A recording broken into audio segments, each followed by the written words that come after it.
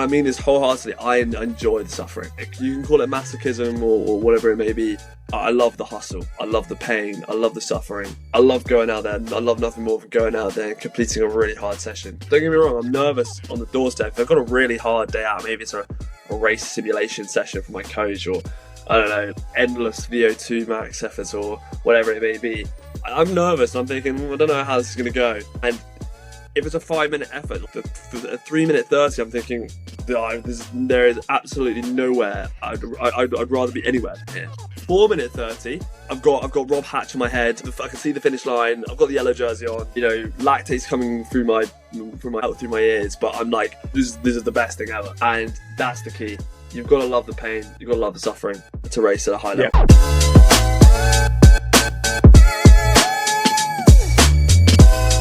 Welcome back to another episode of Ride to Success, the podcast that takes you on a learning journey to a more productive, creative, and active life through the power of the bike. My name is Pedro Couto Lopes. You can find me on LinkedIn under my own name. And in this podcast, I explore cycling's global trends, community needs, innovative business strategies, and the journeys of remarkable individuals in the world of cycling. Today's episode is one I've been looking forward to. We are pulling back the curtain on the world of pro cycling.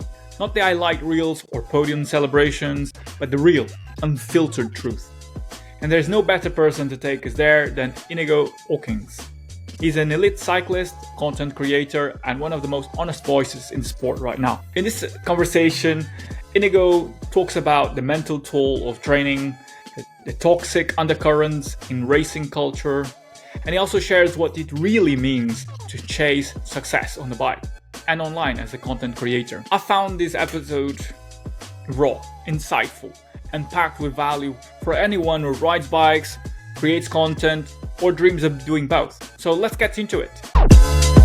Welcome, Inigo, to Ride to Success. It's a pleasure to have you on the podcast. Thanks very much for having me. It's a pleasure to be here. Brilliant. I wanted to frame this conversation by, sharing that as a reflection, really, because in a world that is full of noise, a lot of things, a lot of social media grabs our attention, and it's quite sometimes frazzling. Authentic stories cut through, and in cycling, it's creators who ride with purpose that inspire the most, that have the stories that resonate most with the people. And you are a content creator. You have developed a unique style, a unique voice. And the content creator space is a space that really kind of interests me.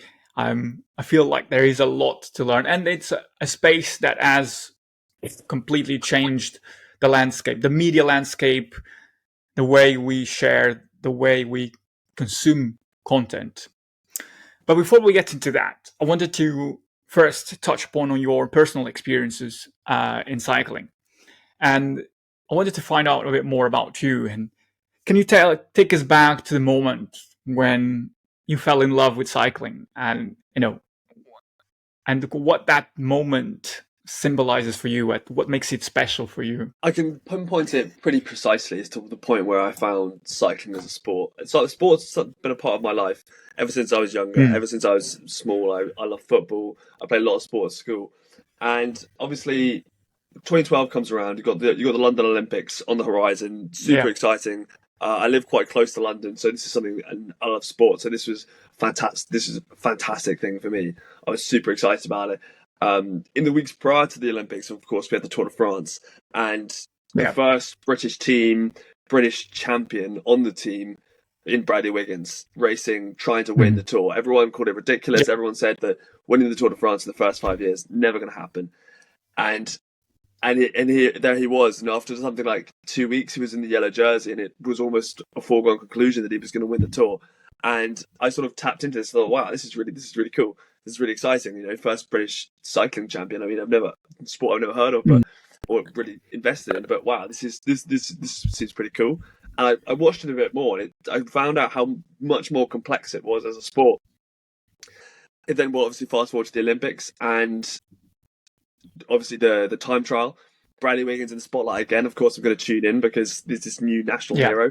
Bradley Wiggins is going to win the gold, and he does it in pretty emphatic style against one of the best time trialists of the generation, Tony Martin. And Yeah, I was thinking, exactly. Yeah. wow, this is super exciting. And I remember that I switched off the telly. I went into the garage. I got my dad's old road bike that he used maybe 20 years ago. And I rode down the road. I got 2 punctures within a mile. And I thought, wow, this is fantastic. I've got to get involved in this. So brilliant. So you got 2 punctures down the road, and and he thought it was fantastic. Yeah. I mean, I guess it captures the essence of, seeing, these athletes at the top of their game, riding, and kind of really inspiring a nation to notice. Oh wow, okay, so there's cycling here, and then like, well, let's dust up the rusty bike in the garage, and let's see what it's all about. So okay, so that's kind of the turning point for you, and like what.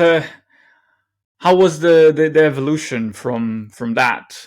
Was it like all consuming kind of hobby that took over your life, or was it something that did it kind of was it like an exponential curve of growth, or was it like webs and flows in? Yeah. So I've always had a bike. I've always ridden around bikes. I live in the countryside, so when I was younger, getting around I just got around on a little bike, a little hybrid like mountain bike thing.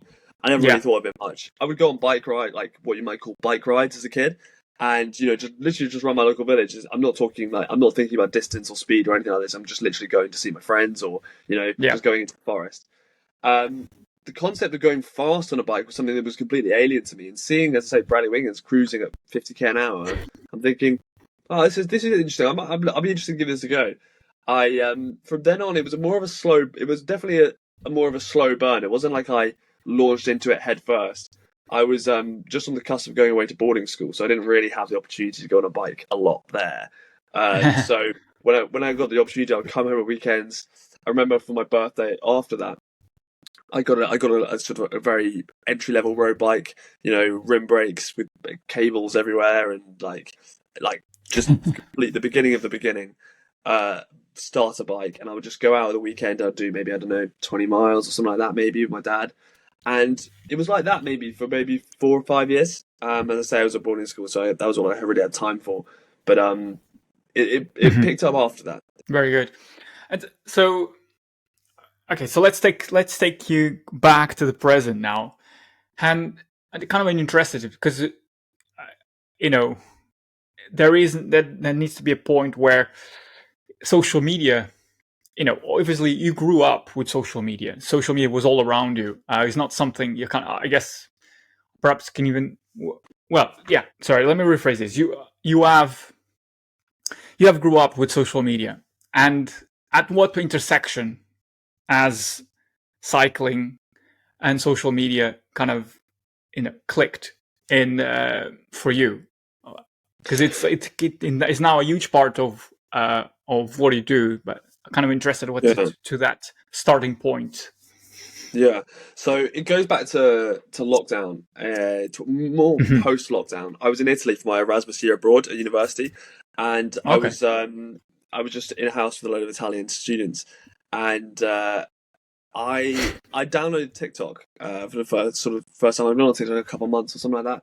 I've always had Instagram. I've always had Facebook, and I was aware of the whole, what you might call, content creator phenomenon, economy, whatever the word you would like to use for it, was on the rise. It was already being created. I mean, obviously you had like people way ahead, the Casey Neistat, of course, yeah. Those people like way ahead. But the concept of like a micro influencer on the level of like anything up to like 100k followers making a career, that was, I feel like, the beginning. That was the start of when that sort of thing was sort of happening. And as I say, I downloaded TikTok and I started seeing cycling content on the page, and it getting good engagement and good interactions. And I thought, that's really interesting. I've always seen cycling as a very niche sport, a very small. Obviously it gets good like publication. It's obviously on the telly and everything like this, but it's never been a mainstream. It's not football. It's not cricket. Exactly. And seeing it sort of validated on the feed as it was, I sort of thought, oh, that's really interesting. And I mean, I've always been very creative. I've been like, that's sort of what I always excelled at school. I was always quite at art. I always preferred art subjects or things like this. Mhm. And I thought, well, I'm in Italy on my year abroad. I wasn't doing a lot of uni work because I didn't really need to. So I thought, oh, I'll just make silly cycling TikToks, see what happens. And Yeah, now I'm here, I guess.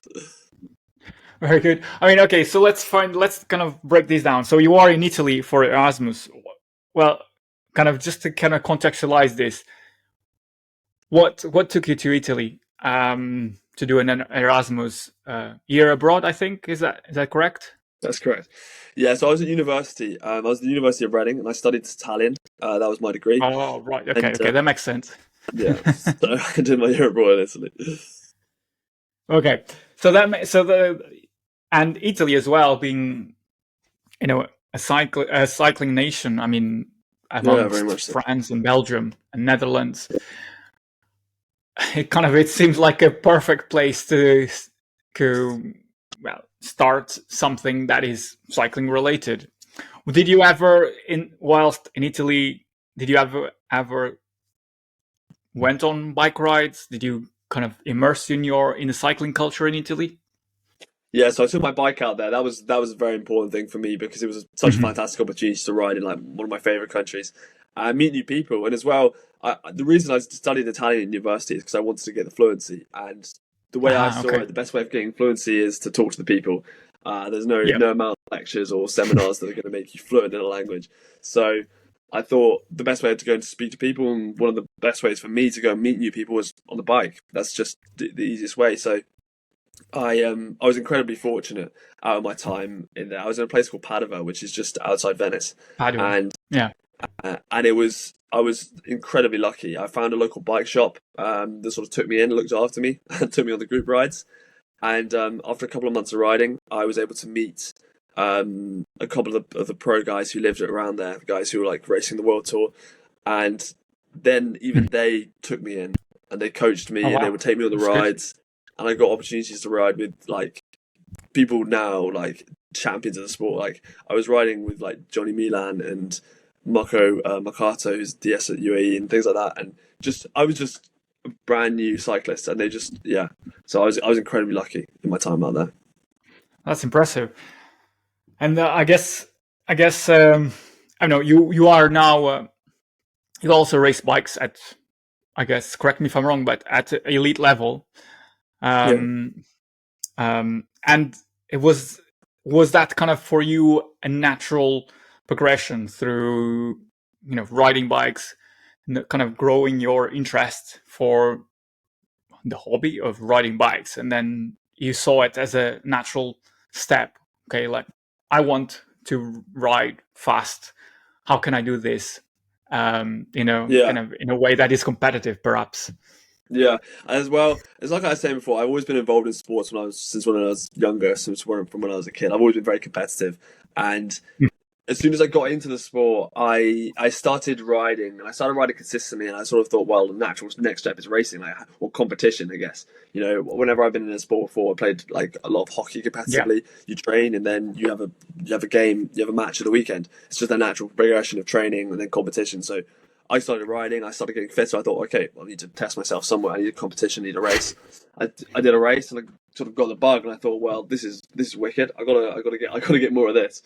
And that's where I sort of really, I really sort of locked in and decided, right, okay, I really want to try and, I want to do some cool races, like race around the world, like, yeah, just get some new All experiences right. and see how far I can go. Race around the world. Okay. I mean, well, first of all, I mean, how was your first race? That's an interesting point because it's like it seems like it's always perhaps marked. I mean, I can Yeah, remember my first club ride. I can remember the first race I entered. Because it's just the experience that it brings in, just like opens up a new realm of what is possible. yeah, What was it for you? Can you remember that? yeah, I remember it vividly. I was, it was something like May or maybe mid May because we just had a lockdown or like a red zone as they call it in Italy, and it would just open back up again. It was sort of the first race back, and I remember it's this tiny little town. The scene in Italy, the amateur scene, is where it's brilliant. It's sort of they have a little town. They create a little circuit, or maybe a little 5K circuit around this town. They shut it all off, and then you just go around as fast as you can for maybe like 3 hours or 2 hours or something like this. I can't quite. Well, no, it was an hour. It might have been an hour and a half. So like 50K race, and to all of the it was crazy because I had a very mid-level bike. It was like a Cervelo R2. It was carbon fiber, but aluminium wheels, Shimano 105 rim brakes, and I didn't even have cycling glasses. I had like just regular. Well, I have prescription glasses. So they were just regular Specsavers prescription sunglasses, and I looked just the most amateur of the amateur. And I remember so vividly the guys coming up in like the Vinny Zabu kit, the UAE kit. The pros who were like helping me. They came and they were like, "Inigo, this is what you need to do." Like giving me a whole pep talk, and everyone was like asking them for selfies and stuff. And they were like, "No, Inigo, you need to." I was like, "What is going on?" But it was just like hard. It was just so hard. Just full gas the whole time, just like on the tools. And to be honest, it is pretty similar to most of the other racing experiences I've had. But it's I remember there was a crash on the last corner, and I just was behind it, and I was just unlucky. But yeah, I remember getting. So you crashed out in your first race? Well, I didn't crash. The people in front of me crashed, and I was just like behind, so I couldn't do it. Basically, I couldn't do it. Compete basically for the race. But I sort of thought, this is great. I got to do this. I got to do more of this. Yeah, I got hooked on it. Yeah, exactly. And I think so. Yeah, ever since you have been, racing, and kind of you started the TikTok account during lockdown in Italy, and you have progressed a lot along the way until now. I mean, and one of the things that kind of as a person that doesn't race bikes, I enjoy watching racing, but sometimes there's a lot of things that is not really readily understandable from watching a race, from looking at professional riders on social media, and it's communicated through the media. But what in your opinion, what do you think is something that sometimes is not shared often enough about what really takes a person to commit to a professional racing calendar, to dedicate life to race bikes professionally? What is for you perhaps one of the things that, or a few things that you think are not shared enough? I think it's interesting because it's a topic that is spoken about, and obviously everyone talks about sacrifice and how much it takes. And I'm not saying that I'm not on a world tour. I'm not a world tour cyclist. The effect that it has on your day-to-day life is drastic. It's not the sense that you obviously make all these sacrifices. You train through the winter. Everyone talks about how hard you have to work, and it's absolutely true. Every single word of it and more. Yeah. But it's very rarely talked about the effect that it has on your real life, on the relationships you have with people, on how you go about your daily work, your daily tasks. I'm purely even talking about making your bed in the morning, and those sort of things. And it really, I think that's something that just doesn't get really referenced and talked about. And obviously, it's not. I'm not saying that everyone, it's not a struggle. Everyone has their own ways of coping with it or managing it. But I think it's something that is less talked about, and how training hard has an effect on your personal life, basically. So, I mean, can you tell us a bit about what kind of impact has on your personal life? Yeah, it's tough, and it's not something that I take lightly. But it's hard because when you're training the whole time, you're constantly tired. the whole time, and it's like going up the stairs and going down the stairs, and all of that fatigue and all of the mental stress of I've got to wake up tomorrow and I've got to do 3 times 20 at tempo or whatever it may be, or you've just got back from the ride and maybe the ride hasn't gone very well. Maybe you've got back and it's freezing cold and it's like 2 degrees out there and it's raining, and your just mood's low. What it really affects is your ability to switch into other people's emotions and other people's issues. Sometimes somebody else might be having a really bad day, and maybe they're quite short with you, or something like that. Yeah. It makes it really hard. It really makes it really hard for you to then empathize with their situation, because you're already under so much stress, you've got so much going on in your head, the fatigue. And this is purely from a performance of like a training level. This isn't necessarily this is disregarding as well, like the social media work or your job or whatever it may be. Obviously there's ways of coping with it and there's ways of managing it, and it's a process and you have to learn, you have to get better at. But that's something that is hard, I think. Yeah. I mean, I think that's a huge impact in a person's life. And I mean, I don't have that experience. I like riding bikes. Is a hobby, not so much now because I recently became a father, so my time is much more restricted in what I can do, which is fine. I'm not complaining. And to some extent, you'll understand what I'm talking about, because that's like late nights, early mornings, sometimes no sleep at all. Yeah. It'll make it hard for you to talk to people. Maybe even like the person serving you coffee in the morning at the coffee shop, or like maybe they make a mistake in your head. It's sometimes it's things like that, I guess. Yeah. It sounds like it's like a it's all consuming. It's 24/7, and you alluded to it. With these coping mechanisms. What do you use to kind of to be empathic? For instance, the example you gave, if you're really struggling after a ride that didn't go as planned, or you didn't hit the power numbers you wanted, and you come home or come to work or wherever setting you are coming to, and like someone is also needing some kind of your energy. How do you manage? How do you cope with that? Because that's probably you are under stress. You are trying to deal with your own fatigue, your own mental kind of exhaustion, and then you also have to live a life with other people. You have to connect with other people, and that alone plus work. What have you? How have you managed to navigate that? Yeah, it's entirely situation dependent. It depends on what's happening in the situation, what the circumstances are. But I mean, usually if it's in a negative sense, like, or there's in a sense that there's something's affecting you negatively, or someone's coming to you with negative energy, I think it's just important to remove yourself from the situation entirely.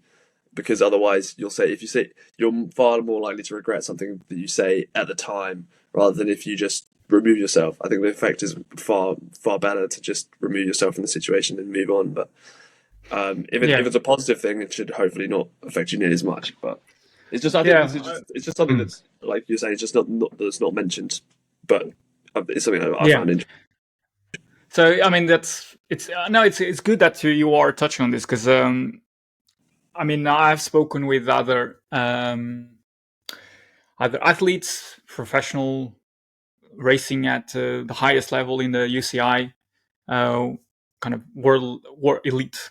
No, I don't even know the categories. Elite works. Yeah, at a world level, and that's something that is kind of broadly brushed about, kind of the dedication that you need to have. But what you are also kind of through what you're revealing is that it also kind of puts you in perhaps an isolated position, because you have to remove yourself, and that kind of, I don't know, it sounds like it's, as because of the nature of the sport, it does make you more kind of focus in kind of making sure that what you want to achieve kind of removes the kind of distractions. It's often referred to when you, and for instance, on Club Right, you often mention the cyclists at the top of their game, as living like monks, because they need to remove all distractions of their lives. They need to focus 100%, even if not more, on that goal, and wherever that goal might be, whether it's winning a race or wherever that might be, and they just remove all the distractions. So Yeah. it sounds like there is very little balance. You have to prioritize certain things in order to achieve your potential. So it's a Well, balance. yeah, It sure. found like if you find that, do you find that balance kind of tipping to kind of racing, or towards family life, towards friends, depending on the time of the year? Yeah, for sure. The time of year affects it in the sense that from February, March, or March till September, October, you're racing. You've got to focus on performance in theory, and then you have a bit of off time where you can sort of relax, focus on other things, enjoy yourself a little bit, and then the winter starts up again, and you have to remotivate yourself and really find Mm-hmm. out, really find the passion for the sport. Yeah, your focus does change throughout, but I think, yeah, as you said, I think it's important to find balance. The whole cyclists living as monks, I think at the top of the sport, I'm talking like the top 0.00001%. Yeah. I'm talking there are 100 guys. At the very top of the sport, 200, 300 guys. They live like monks, and 24/7. Everything is about the bike. Everything is about eating at the right time, sleeping at the right time, training at the right time, traveling. All of this, I think that it really does apply to them. But I think to the people below that, the people who race at a high level, I mean, like continental level, UCI level, international level, for sure, it's a serious dedication, and there are guys in there who are going to make it and going to go to the top and are going to become part of that 0.001% of Mm-hmm. of riders. But I think it's also important to remember there's more to life than riding a bike, and I think it's really important to remember that at this level, you're not in the Tour de France. You haven't got 40,000 fans at the start line, or you haven't. I was recently in Rhodes for the Tour of Rhodes, sort of 3-week block of racing, and it was great. It's fantastic. It's closed roads, and you're racing across some incredible terrain. Yeah. Very good. For sure. Yeah. Can I think that's kind of it should be a slogan. Yeah, for sure. So you mentioned about racing, and you kind of actually recently you took up gravel riding. You recently took part in gravel race in Italy, and gravel has massively risen in popularity. It's a sport that is attracting pros, retired pros, is attracting people that never heard of the sport and see gravel as a great entry point to ride a bike in a safe space without having to like fight off or having to kind of navigate traffic on roads. And you know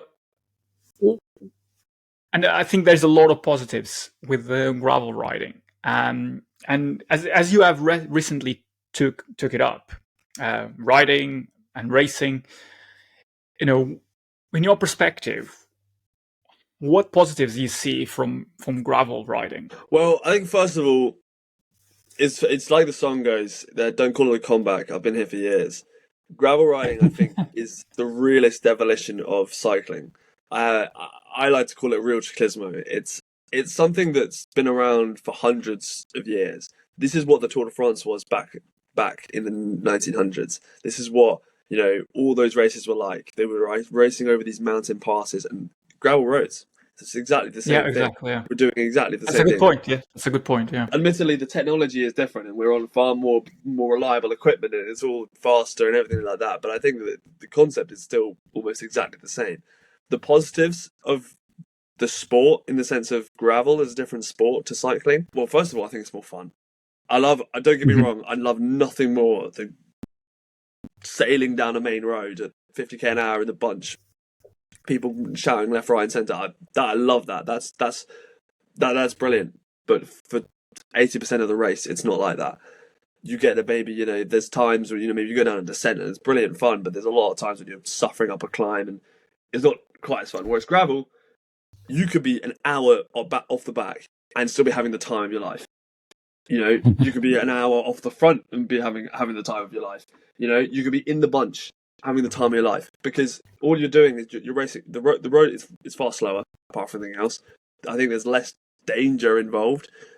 It's tricky to say that because it obviously depends on the course, and sometimes you're descending down a gravel path and it's like 25% downhill, and you're sort of thinking maybe I fall off the cliff and things happen. But I think it's just something completely different. I think it just opens the doors to so many more people.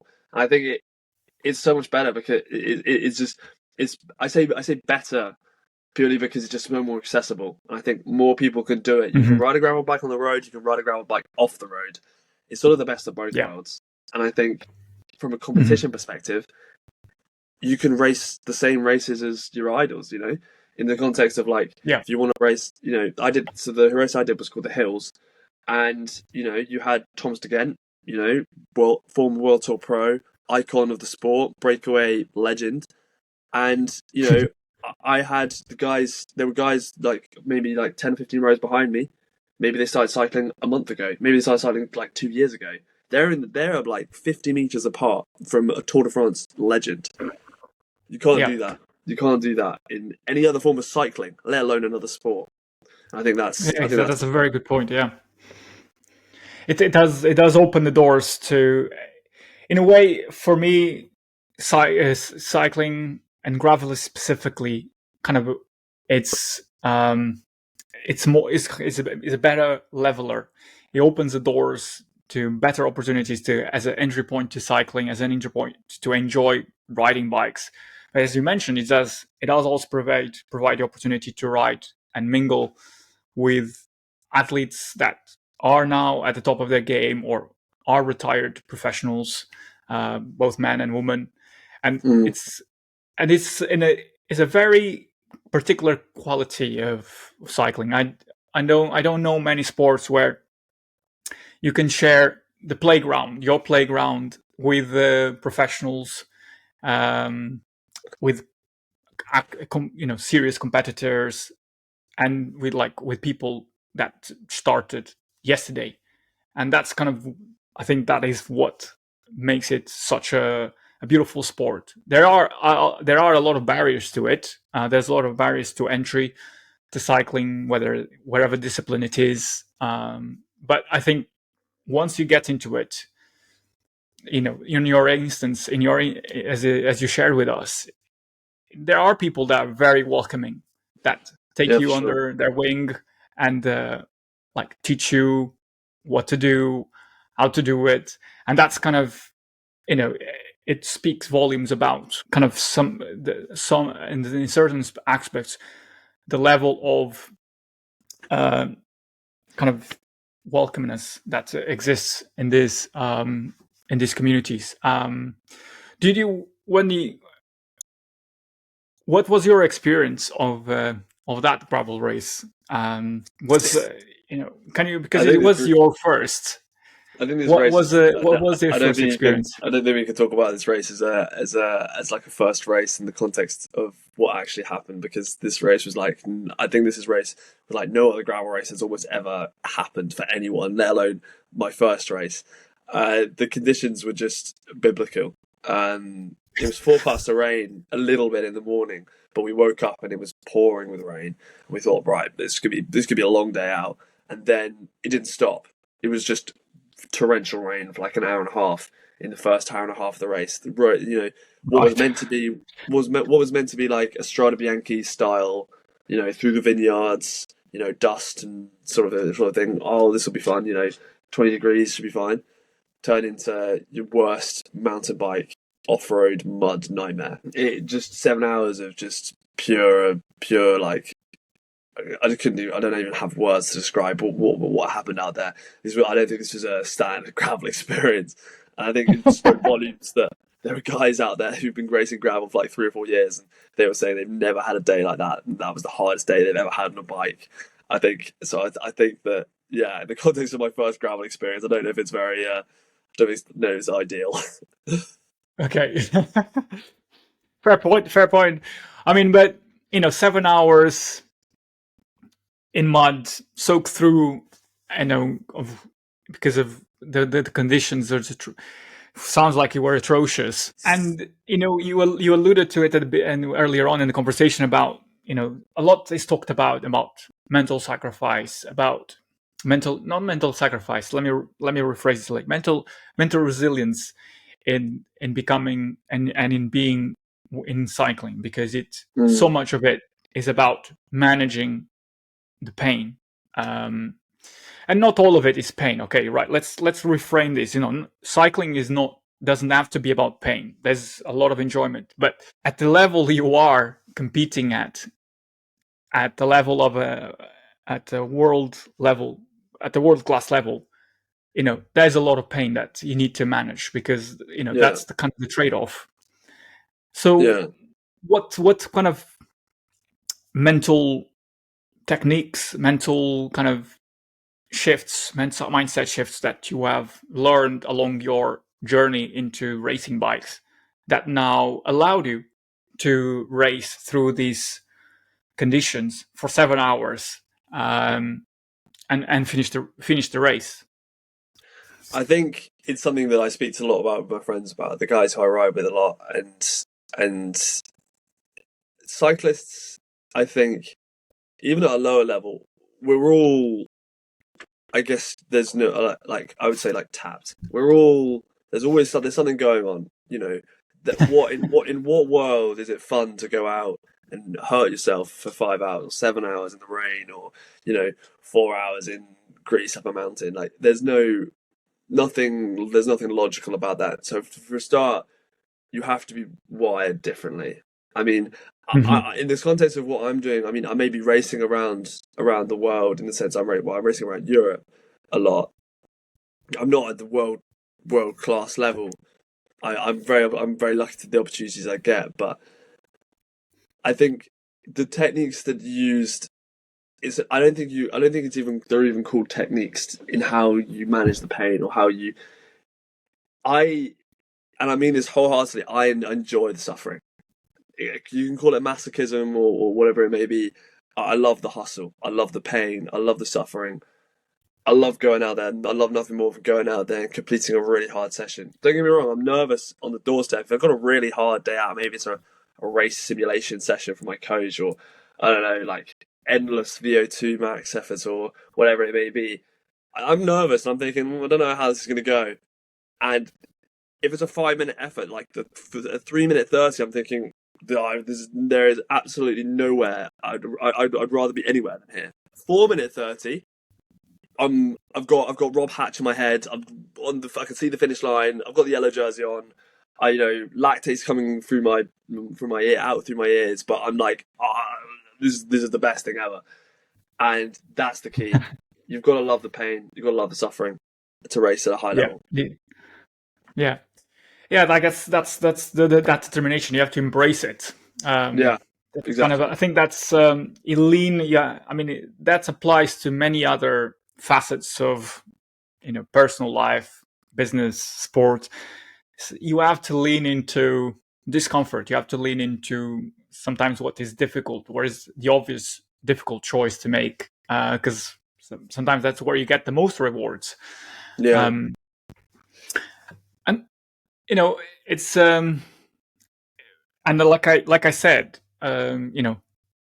riding bikes doesn't have to be,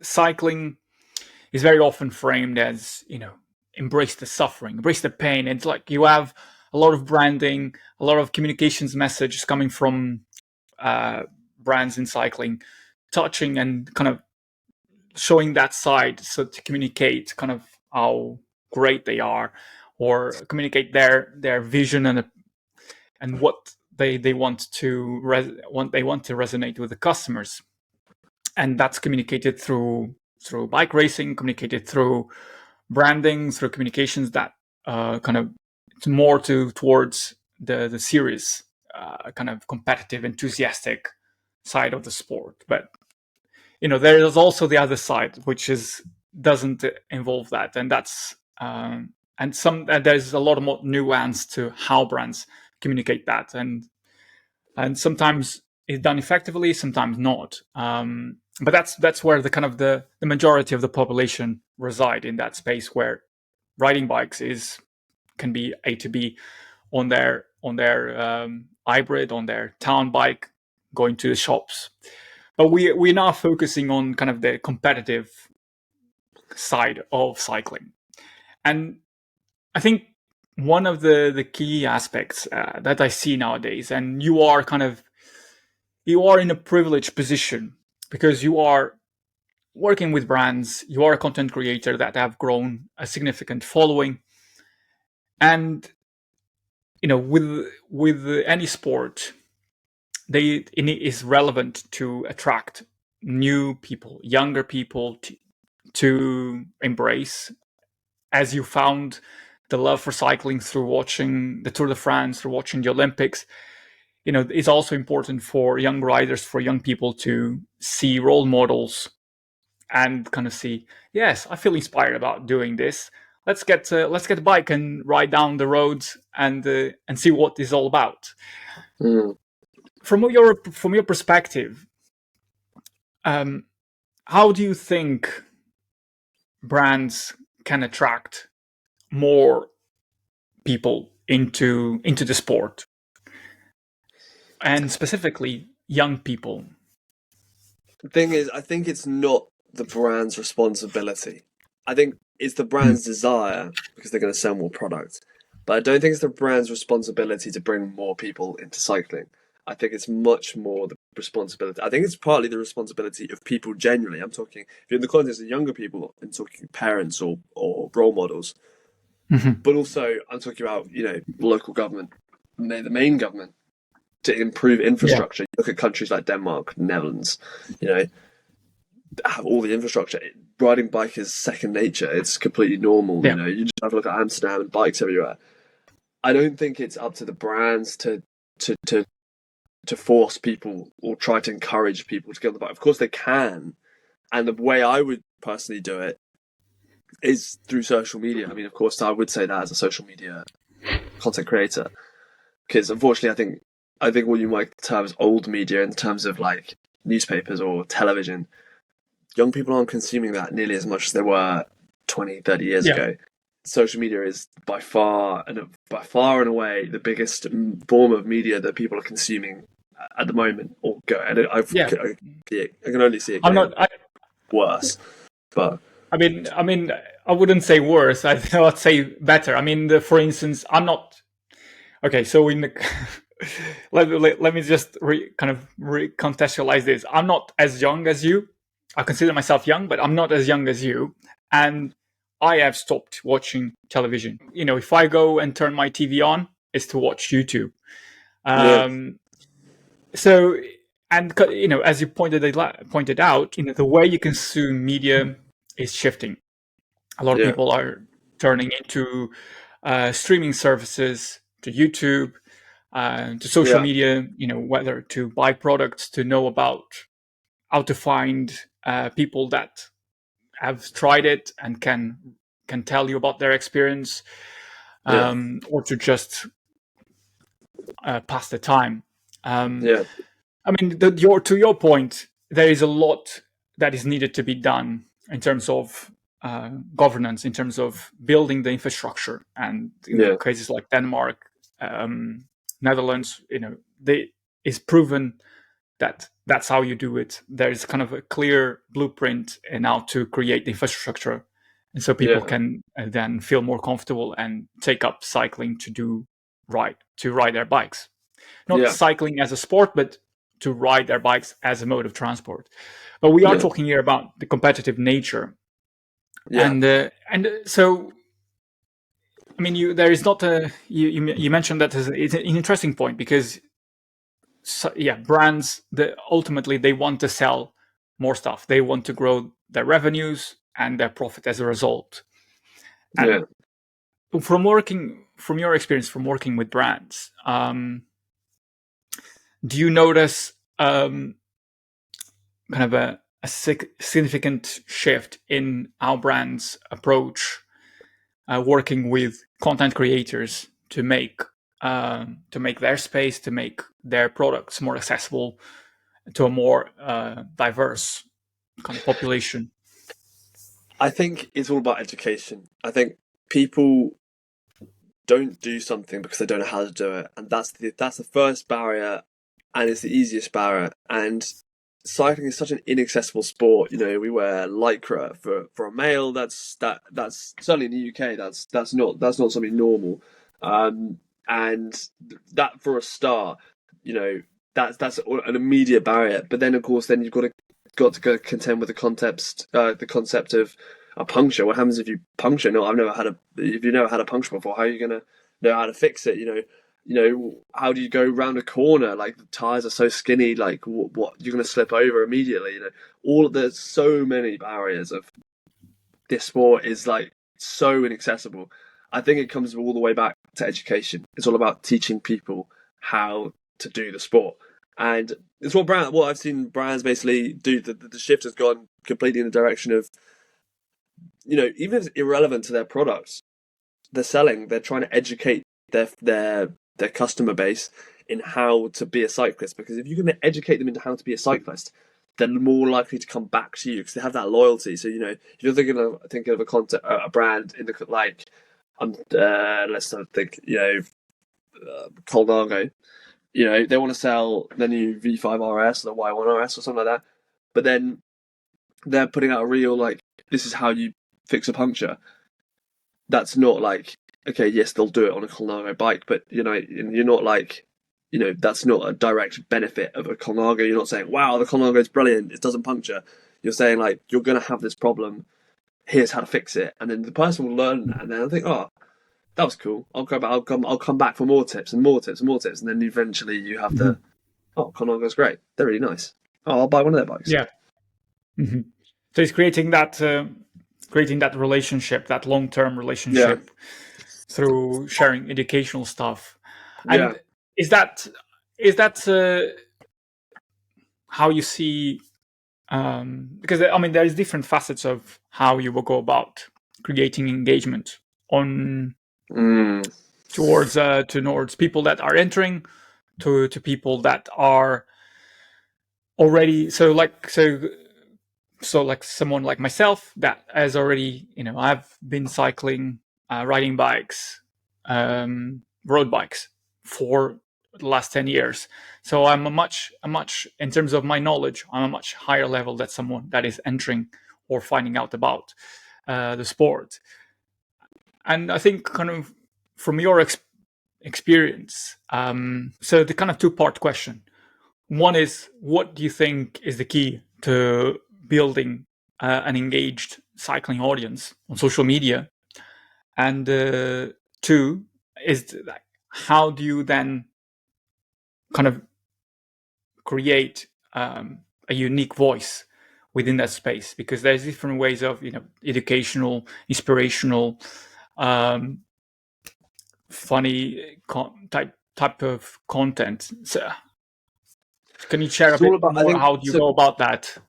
So I think it's all about your content pillars. It's all about the building blocks of your content strategy, and it's also about what platform you're on.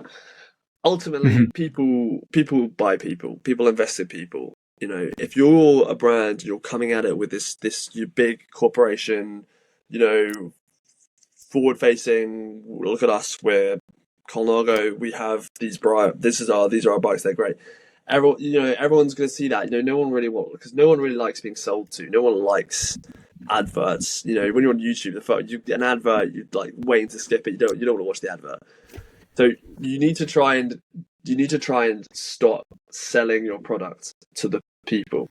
That sounds a bit converse, but you're trying to, as you say, you're trying to build a relationship. And I say people, messy people. So for like YouTube, for example, like everyone loves like the trend at the moment is like a 30-minute or a 45-minute YouTube video that you maybe sit down, you eat a meal with, and you just watch this bloke, maybe he's just doing his first training camp in Mallorca. It's not like something interesting's happening. It's not like he's doing an Ironman or like doing some ultra endurance event that's like never been done before. He's just riding his bike in Mallorca. But it's fascinating. You think, oh, this guy's great. He's just chatting along.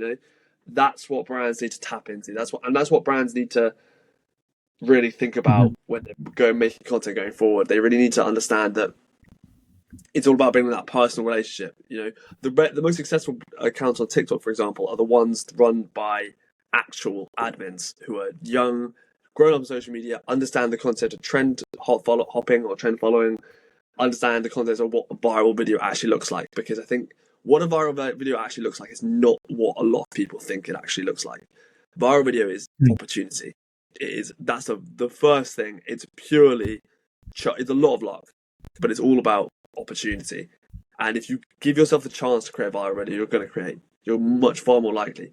But having the young content creators, what I would call them, as the admins of these accounts, I'm thinking like Lotus, back like this is a bit before, to be fair, but Lotus, like Duolingo, another great account.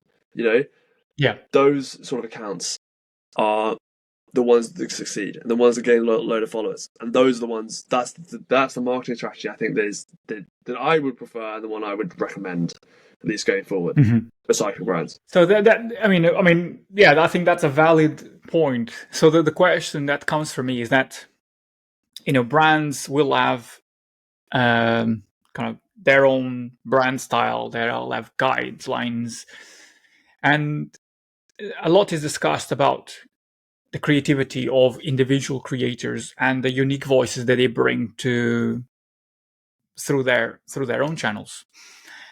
So, when you are approached by a brand, and so okay, let's do a role play here. If I'm a brand coming to you, let's look shoe brand. I mean, it's hard to think about a shoe brand that has a personality. I don't know. They will have certain guidelines that is like, okay, so we want to be kind of a friendlier tone. We want to be relatable. Maybe we want to be a bit more disruptive because we are kind of we are a smaller brand in comparison to the more established. So we want really to take a position of pushing ourselves against the grain. And they come to you wanting to have help with their content. First of all, how would you describe your kind of style? Because it kind of sort of looking at it, kind of, for me personally, it cuts through the noise and it automatically stands out. So how do you kind of position yourself to attract, for instance, is this a brand that you'd be interested in working with? How do you go about aligning yourself with brands that you see potential and kind of resonate with you as a content creator? Well, I think initially the first conversation is always the most important one. I think first impressions count for a lot. And I think that it's really important to see what the brand actually wants from you and what they're actually trying to achieve. And once you can get that straight, you get a better idea of what they're looking for and whether they actually do align with what you're doing. And making that decision is a lot harder than it sounds, because obviously when someone comes to you and say, oh, we want to give you shoes and pay you this much to promote this product, you think, oh, that's easy. But it's not like that. That's not how it really goes, because a lot of the time the brands are very out of touch. They think that the strategies of 5-10 years ago are going to work in the same way that they did back then, which is not going to happen. And then when you tell them that's not the case, or you don't want to do that, then the conversation is immediately over in their eyes, because you're not doing. I think what brands need to really do is trust the content creator a lot more. Because what from my side, when you get past that point, then I'm then basically, it goes back to what I was saying about content pillars. I'm trying to describe what type of content I can offer. My content pillars, at least, I try to do like some humorous stuff, hopefully some motivational stuff, and then also some like reality stuff. And the reality could I try to mix in a bit like day in the life or educational stuff, sort of voiceover content of like what it's like to race or ride a lot. And that's what I try. That's basically my points I'm trying to get across to the brand, and try to say like how they want to be involved in those content pillars, or or what they want to do with it. So it's definitely. I mean, through my experience in marketing, I do fully agree with that. Is like, if you're a brand approaching a content creator, the best way to do it is to make sure that you understand their background, understand where they're coming from, what type of content they create, and having those conversations that you just mentioned, and allowing the creator, because I would say even full creative freedom. So, yeah, granted with a few guidelines where you want to go. I think success needs to be defined, but it's ultimately it falls, in my perspective, and correct me if you think differently, falls under the content creator to deliver wherever that needs to be delivered through your authentic voice, because that's how you resonate. If you start doing something that is completely out of character, people will spot, and what the consequence of that is that then they lose the trust that you have built over the years. And just kind of out of interest, has there been ever you don't need to name drop anyone, but has there ever been moments in kind of your journey as a content creator where brands approach you and you immediately felt, no, this is not for me, because you clearly want something that I can't give you, or you expect something that I don't want to give you? Well, to tell the truth, it happens almost every day. I think the main the problem is that brands today, they see gifting free product as payment, which is not right. This is and what really annoys me is that they it's the same wording, the same messaging every single time, of like, discount code for your followers, commission codes, you're going to earn commission, free products. This is fantastic. It's not fantastic. It's a load of BS, for a better word, because that's not what I'm doing. That's quite frankly disrespectful to me as a content creator. Like, if you're willing to get in touch with me, you're willing to give me the free product, you should be willing to pay me. That's the bottom line, I think. Yeah, it's interesting because sometimes these brands can approach a content creator and see that the content creator as an extended sales channel. So I go to this content creator, and like you said, I'll give you some gift in kind, and in return, I'll give you a promotional code, 20% off, that you can share with your followers, and you just post a video, a reel, a few pictures of the product in action, and that's it. And then you also, on top of that, you also need to promote the product. You have to act as a salesperson, because if you are given this promotional code, you need to share it, and that's in essence, you become another part of the sales cog, which is fine if you are up, if that's fine for you. There's nothing wrong with it. But I think what an interesting point you touched upon is the content creator has developed a trust, has developed a voice, and kind of there is work that goes into it. So there is part of being, whether it is a brand ambassador, a content creator, there needs to be some kind of, perhaps, a commercial transaction as well to this, because your creativity also is chargeable. it doesn't it doesn't it doesn't grow on trees. You need to develop it. Exactly that. You don't go to the cafe and ask for a flat white and then just leave. The barista's taking time to learn how to make it, do the milk with the little flower or the swan or whatever it is. That's time, that's skill. There you go. You pay for it. Exactly, yeah. Exactly the same thing. So there's also, I wanted to kind of turn the tables here. Have you ever approached a brand because you thought, this is a brand that I really love and I would love to work with them? Yeah, absolutely.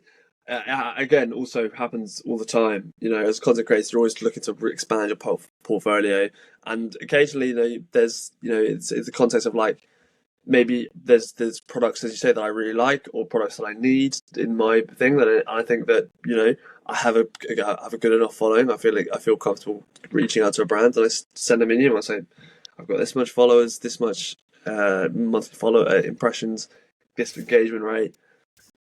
I can do all of this. This is what I can offer you.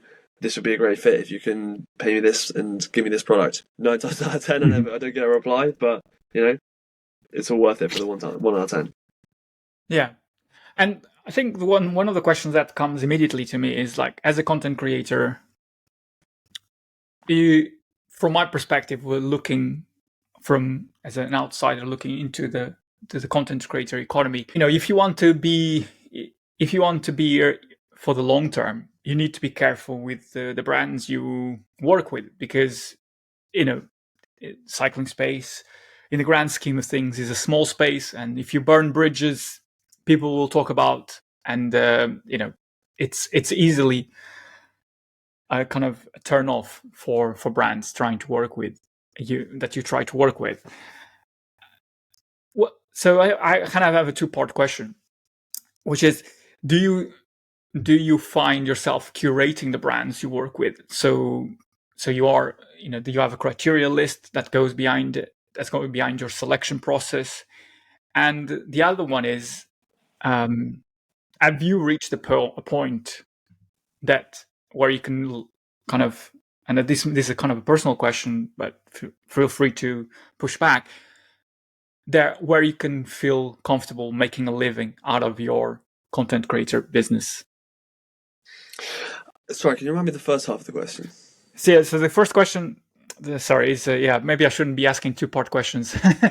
So the first part question is, do you have a criteria as do you curate the type of brands you work with? Yeah, a selection process. I think again, it comes back to relationships. It comes back to people. We're all just people at the end of the day, and everyone's got their own lives. Everyone's got their own things going on in the background.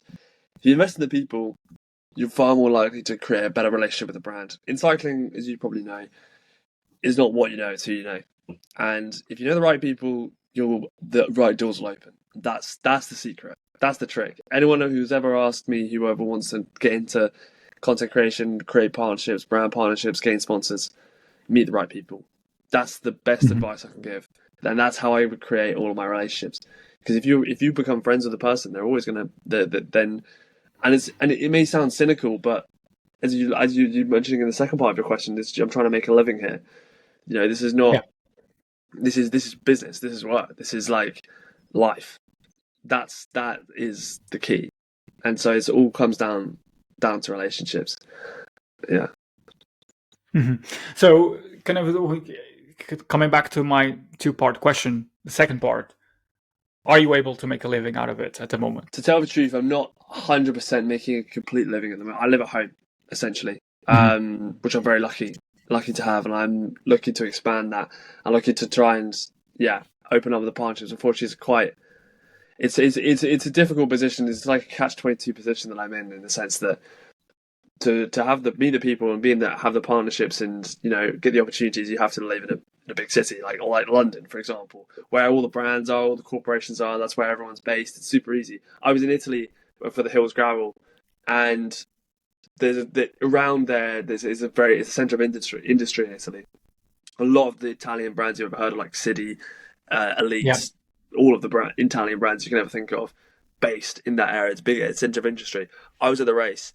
I met the brand reps for, as I say, all these companies: Elite, City, DMT, Colnago. Like they're just all there, and like I was just chatting to them. They live down the road. The people who Mhm. live there weirdly all have City partnerships and have DMT partnerships. Bizarre. The same thing. I'm based down in Salisbury, down in the southwest, and it makes it a lot harder to gain those partnerships because I'm just not. It's the concept of like I'm not on that Thursday group ride, or I'm not in the pub on a Saturday night. Just because I'm not there. So it makes it a Mhm. lot harder for me to gain the partnerships. But I'm comfortable with where I'm at. I'm working hard on my own coaching company as well, which is where I'm earning the majority of my money at the moment, and as well as as well as other sort Mhm. of like freelance content creation opportunities. So it's interesting what you say, because it kind of so there is different tiers to to content creators. There is all the way from micro content creator all the way to full blown stardom content Yeah, creator that has a global reach with millions and millions of followers. Um, you slightly kind of pull the curtain on the what it takes to be successful in a content creator business, and I wanted to kind of to dig a bit into that, because you revealed about the one of the key factors in your opinion is the location where you are, which opens or closes doors. When you think of content creators, or when I think of content creators, they can be they curate what they want you to see, so you don't get to see everything, and that it can be a very narrow slice of their life that they want you to see. What is for you, the biggest misconception about being a cycling content creator? And I'll contextualize this by saying, like, you look at these feeds on social media, look, riding in Mallorca, going to races in Italy, and you think, right, these guys have it. Gals, man, wherever it is, they are living up the dream. But it doesn't, from what you're telling me, it doesn't sound like quite as rosy as this. So, from your take, what is the kind of the biggest misconceptions of being a I think cycling you've content answered your creator? own question there. Really, that's exactly it.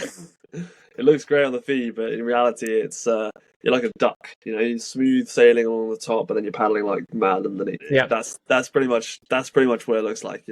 Some guys, you know, it's different for everyone. I think I could safely say that is a scenario for a majority of content creators, and obviously on different levels. Everyone Hmm. approaches challenges differently and has their own issues that they have to work on. But that is essentially, and however hard they're working underneath, it could be the amount of time it takes them to edit, maybe the amount of time it takes them to send an outreach email, maybe you know a myriad of different things. But ultimately, yeah, the feed looks great, but the BTS is always a different story. Interesting. I mean, yeah. I guess that's I'm yes, I don't have the experience that you have, but I do, working in marketing, I am in contact with content creators, so I do have a bit of an understanding of how things work, and what you see is just a small portion, very small portion of the reality of making a content creator uh, successful. Um, so I wanted to ask you, is there been a specific piece of content that you created that resonated more with people than you expected? Sorry, you just cut out there a bit. I didn't quite catch your question. Okay. I was saying, has there been a specific piece of content that you've created that resonated with more than you expected you would? I guess I did an ad for Pure Sport not so long ago, to around the freeze roll rub. I think it did something like 200,000 views on TikTok and something like 60,000 on Instagram. It was just I know the bloke who runs the Pure Sport account. He just said, "Oh, do you want to make a Pure Sport ad?" I had all the products anyway. And I was just like, "Yeah." It took me probably like a couple of hours to make, and really, he sort of just said, "Yeah, don't worry about it. There's no stress." It was already part of our agreement, and I was sort of thinking along the lines of, I've always thought that over engineering a video is always the worst thing you can do, because everyone will always tell you, well, every content creator will, well, in theory, the more effort, if you put in tons of effort, you tend to spend like 12 hours creating like a 30-second reel, it's not going to do anything. Whereas if you spend 30 minutes, it'll do 100,000 views. And so I've always been quite conscious of not over engineering my content. And I experimented here because this was a paid advertisement, so it was already going to get promoted on the feed, so it was already going to hopefully do well. I didn't expect to do 200,000 views though, which is a nice surprise. But yeah, very good. I mean, kind of yeah. So it sounds like very much that's your process of working is to kind of be more kind of, as you mentioned, not over engineer the videos. Do you have people content creators that you look up to as kind of people that you respect, that have achieved at the pinnacle of the content creator economy? yeah. So I think everyone has their own process. I think that's very important. Everyone does their content in their own way. Everyone has learned differently, has different styles, and in many ways, I'm still trying to find my own style or way of content. And I enjoy experimenting and trying different things. I guess the guy who I looked up to at the moment is a guy called Dan Jones. You probably come across his content.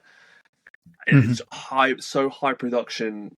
His turnover rate is incredible. I mean, I highly respect the turnover rate of how quickly he can put a video out with the gigabytes, terabytes of footage he takes. How he's able to cut that down, analyze, know what's the right clip to put in, and get the video out like that. I find that incredibly impressive. He's one of the bigger accounts that I highly respect, and he's like closing in on 100,000 followers now, and he's been doing this for something like a year and a half, 2 years, I think. Wow. That's incredibly impressive. One of the smaller content creators because I think that also the number of followers doesn't necessarily define how good of a content creator you are. You can have a million followers, but if you've only got like 200 posts, you've gone viral for a different reason. You've not gone viral because you're a good content creator. You've gone viral because of something else. I'm not saying that's a bad thing, but there are smaller content creators that I respect. I mean, I'm lucky to call him a friend, like Red Walters, for example. I always look up to what he's doing. He's we chat all the time, and he's always finger on the pulse of like what's trending, what's going to go well. I always enjoy his content. It's a good laugh, I think. But he's only got 23,000 followers. There's a guy in America called Road Toads or something like that, I think. I think he may be on 30 or 40. Same content, same concept, but double the followers of what Red's putting out. It's not that Red's worse. I actually prefer Red's content to his. Followers are not an arbitrary figure. I mean, with nowadays, as the way the algorithms work, is that followers is no longer a metric that should be taken into account as the end of all metrics. It's as kind of you are pointing to, is that what is more important is how the engagement, the views, and the engagement on the video, on the post, rather than the followers that the person has, because that's the real metric of how a success looks like for a partnership, for organic piece of content that you've created, because the way the feeds are structured is kind of the interests, something that will resonate with you, will be served to you, rather than who you follow. And Precisely. One of the, I think I wanted to also touch upon kind of the side of what do you think the future of content creation in cycling looks like? You know, you could argue that we are still in its infancy. Other peoples might think otherwise. What do you think the future looks like for content creators in the cycling space? In the context of type of content being put out, in terms of No, in a type of well, actually, that's a very good question. Let's kind of frame it as in a media landscape, in how the way people consume content, and how brands communicate with customers. Well, I think it's only going to expand. I think it's the only way is up.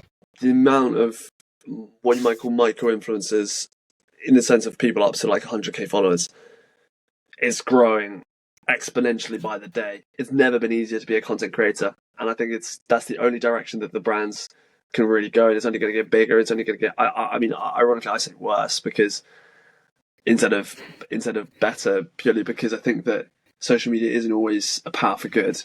And I think it's very important to be cautious when consuming content on social media. But I think going forward, that's the economy. That's where the investment needs to lie, with brands who are trying to sell it. And so, I mean, you mentioned that getting into content creator has never been easier. So I'm kind of interested, very much in the micro content creator is flourishing. What is your view and perhaps advice for people that want to get into content creation, want to take it more seriously? What is the thing that you think perhaps people should be focusing on? Well, I've actually got two pieces of advice. I get this question a lot. I get this question all the time. My DMs, when I see people in real life, whenever someone recognizes me, Okay. they ask me, how do I get into it? How do I create partnerships? How do I create content? The number one trick. Yeah, honestly, the number one thing is to record, to make videos, and I mean that wholeheartedly. Whatever you want, about however you want to do it, because trust me, it's never going to pop off immediately unless you have. I mean, there's obviously the 1% where you have a viral thing, but topic that you want to talk about, something happens. But the only way it's going to start, the only way you're going to get on the ladder, is if you start, start creating content. You press record on the phone, the camera, whatever you want to choose to use. That's the trick. That's the number one. Once you get past that point, it's knowing what to delete and how to, what is good content and what is not good content. Because naturally, when you're recording videos of yourself or somebody else, you see a clip and you think, "Oh, that's great." You're connected to that clip and you know all the behind the scenes. But on the feed, 9 times out of 10, the viewer doesn't know what's going on, and that's going to hurt your video essentially. And I feel quite strongly about that, and I realize that's maybe a tip for someone who's maybe already in the space, who's trying to make the next step up.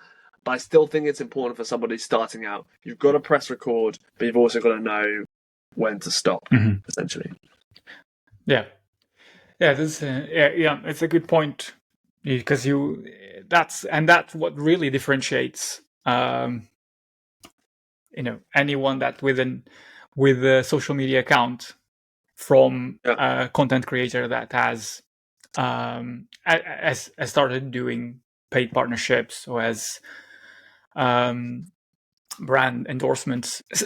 I mean, it comes back to what we talked about already, to the creative, kind of that side of defining something that is authentic to you, something that is personal and also resonates with people. and that is kind of comes back to working a lot, recording, like you mentioned, and then through that process, kind of very much a creative process, which can be paired with an analytical, because you can also study what our algorithms are doing to try and, like you mentioned before, hopping on trends and see what's working, and then trying to replicate something similar within your own kind of personality, tone of voice, and so ever. So there is a combination of kind of refining your craft, if you will.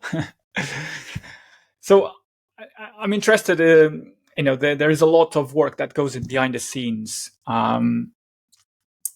What for you one habit or a routine that helps you to stay productive and creative through your kind of business of being a content creator? I thought a lot about this question. I think we talked about it before, a route I like, but it is genuinely the one thing that Yeah. I really value above all, which is like it's just like a morning walk, just like headspace, just going out for a Mm-hmm. walk, fresh air. No, you're not on a screen. Unfortunately, my screen time is horrendous, as you can imagine. Whether it's on the laptop sending emails or it's on the phone on CapCut or whatever it may be, the screen time is awful. So time away from the screen, I think, is really important. Touching grass, getting the vitamin D, or not, as the case may be in the UK. But obviously, I get to ride. I ride a lot, but the riding is the stress it takes up a lot, and you're always thinking about the power, and you're thinking about the heart rate and the revs and all of this stuff, and you're thinking about the route and where you're going. There's a lot of thought process that goes into that. I feel a walk, you could just deload, weight off your Mm-hmm. shoulders. Yeah. It's your own Yeah. personal therapy session. You just, you let your thoughts go away, fly away, hopefully. And Yeah. that's, I guess, what I would say. Very good. And so I wanted to kind of start wrapping the conversation with a question that maybe encapsulates everything we have discussed so far, and it's a question I ask of every guest that comes on the podcast. What does success look like to you? Success, I don't think, can be quantified. Success, I think, is only known to you. I think you only know when you success. You only know success when you have succeeded. It's very personal to me. It comes back to happiness. It comes back to being comfortable and being confident in what you're producing, and it's not a monetary figure. It's not a number of followers. It's Mm-hmm. not a number of views on a video. It's how confident you feel and how comfortable you feel putting out the content, or in my content, putting out the content, or racing, or it doesn't necessarily mean that I'm getting a podium. I remember last year I did a tour of roads as well, and I in the last 10K of the race, I wasn't feeling so good for the sprint. It wasn't a very good finish for me, but my teammate was feeling great, and it was a good finish for him. And I said to him, "Okay, cool, we'll do this together. I'll get you to the front. I'll put you in the front in the right position. 1K to go. You do the rest." And we was two of us against like Hagen's Berman Axion, which is like top world tour dev team, and like Felbermeyer, again, top team. Vorarlberg, like all of these Astana, all these top teams that like all jostling for position. It was just us two. I got us to the front. I finished 70th. Unfortunately, my teammate finished like 40th in the end.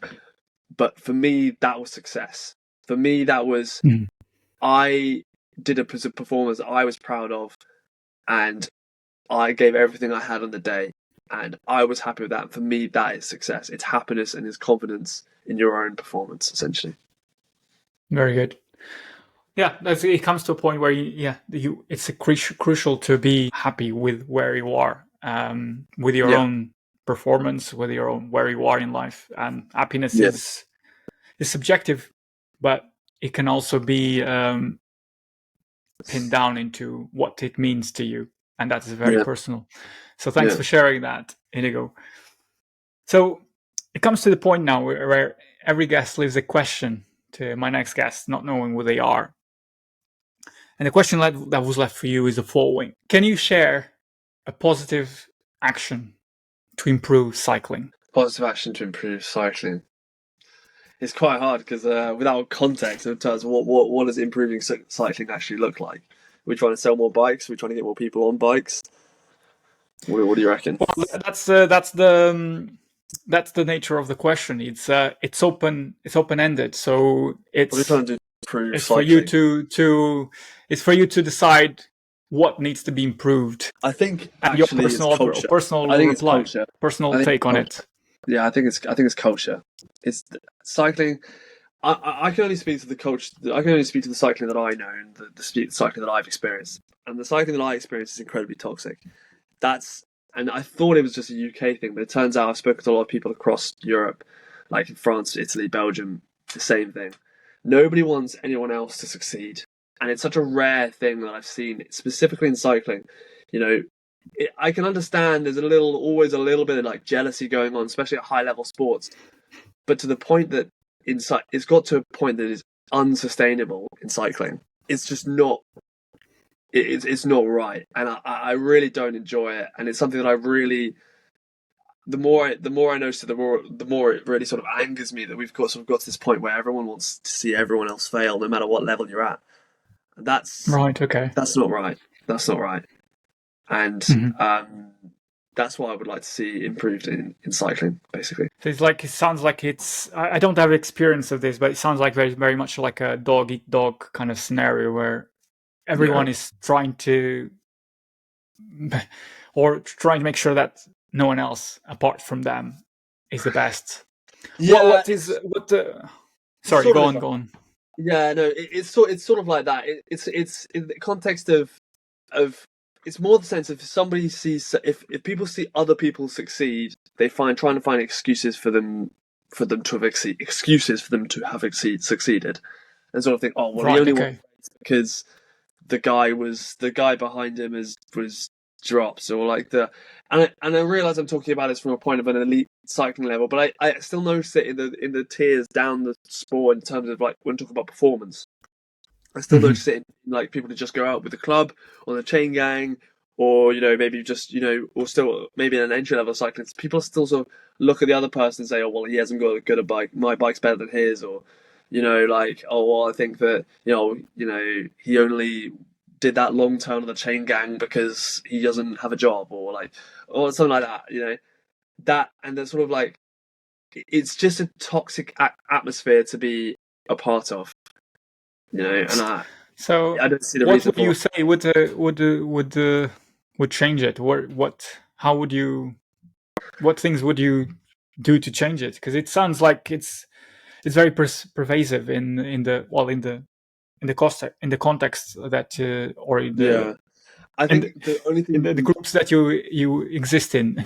yeah, I think the only thing that you can really do is to have more open conversations and like Mhm. talk to people, pull people up more on what they're saying. As far as I can see, I think as far as what I can think of now in right now, I think that it's just and just being more respectful yourself. I think of what other people do, and something I've made a conscious effort of doing. Of like, if I see someone succeed, I think instead of like, because naturally being in this space and being surrounded by these people, it affects me, and I'm just as guilty of it as the next person. But it's something I'm really trying to go against.